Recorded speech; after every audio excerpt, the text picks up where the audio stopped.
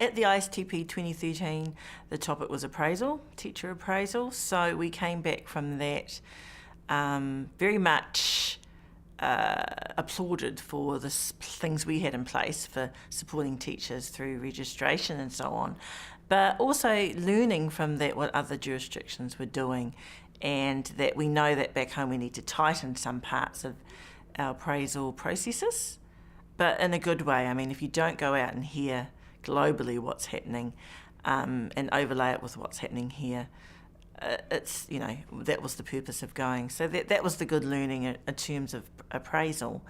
And then as a group ourselves, we stepped further down to say, oh, well, what will we do on the back of what we've heard? And so forming those ideas while we were there, what was still fresh, was really useful. One of the things on top for me that it's done is reiterate a relationship that governments and unions can have. So being at that forum and seeing how we can operate there, and then coming away and thinking, okay, it is critical in the first conversations that have to happen, and I think we were all very much committed to seeing how we make that happen in our own place. I think the permission really to be innovative about how we partner up and to be open about it and to be willing to do that. We have to be aware that we represent membership, that we represent those in front of children, and that's important when you're dealing with the body that's responsible for policy. So, and myself as a practitioner was able to pull that into a lens as well. What's new is that we're looking ourselves at how to celebrate what teachers do well and how to support them, what's needed there. So professional development has been a key topic on the table, as has career pathways, as has ways of enabling teachers to collaborate, because collaboration was a key theme that came out of that as well.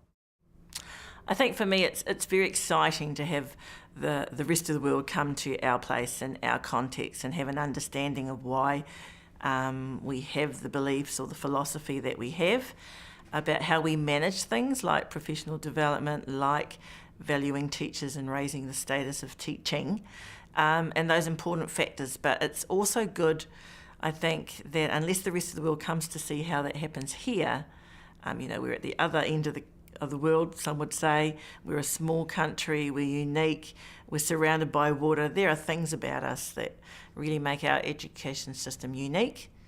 We have a treaty, so that has to be recognised as well.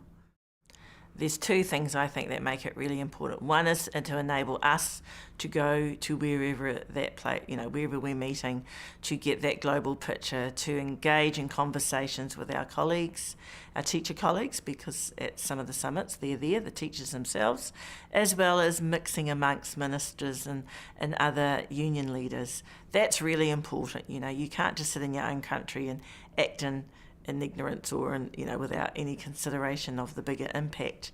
The other thing is that the summit really is built on a tripartite of Minister, EI and Union and OECD, and that's a very special relationship that has to be nurtured. It's evolving as each summit goes, and it can only evolve from learning from each other, but also be motivated by the fact that we want to develop the relationship. The will is there to do it. So I think these summits, as they happen in succession, will enable that to happen.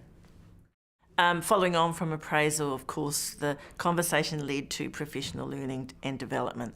So that's been a key theme for this year in finding ways. It's resulted in an advisory group that's going to review this work. So that's really critical.